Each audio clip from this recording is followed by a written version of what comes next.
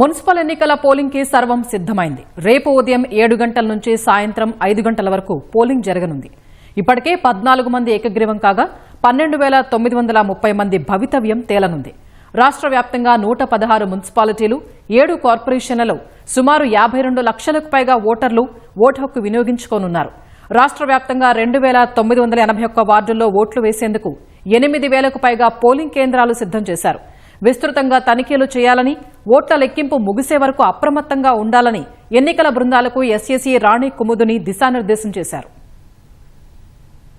రాష్ట్ర వ్యాప్తంగా 116 మున్సిపాలిటీలు, 7 కార్పొరేషన్లలో పోలింగ్ కు రాష్ట్ర ఎన్నికల సంఘం ఏర్పాట్లు చేసింది. ఆయా డిస్ట్రిబ్యూషన్ కేంద్రాల నుంచి బ్యాలెట్ పేపర్లు, బాక్సులు, ఇతర ఎన్నిక సామాగ్రిని తీసుకుని ఎన్నికల సిబ్బంది పోలింగ్ కేంద్రాలకు తరలి వెళ్లారు. జిల్లాలన్నింటిలోనూ పంపిణీ కార్యక్రమాన్ని కలెక్టర్, ఎస్పీ, ఇతర ఉన్నతాధికారులు పర్యవేక్షించారు.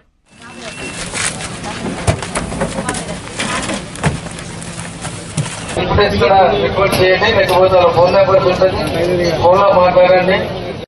బుధవారం ఉదయం 7 గంటల నుంచి సాయంత్రం 5 వరకు పోలింగ్ జరగనుంది. రాష్ట్ర వ్యాప్తంగా 2,981 వార్డుల్లో 12,000కు పైచిలుకు అభ్యర్థుల భవితవ్యం తేలనుంది. రాష్ట్ర వ్యాప్తంగా 22,519 మంది అభ్యర్థులు 29,742 నామినేషన్లు వేశారు. అయితే నామినేషన్ల పరిశీలన, ఉపసంహరణ తర్వాత 12,944 మంది బరిలో మిగిలారు. అందులో రాష్ట్ర వ్యాప్తంగా 9 మున్సిపాలిటీలు, 2 కార్పొరేషన్లలో 14 మంది అభ్యర్థులు ఏకగ్రీవంగా ఎన్నికయ్యారు. 12 మంది కాంగ్రెస్, 2 బీఆర్ఎస్ అభ్యర్థులు ఏకగ్రీవమయ్యారు.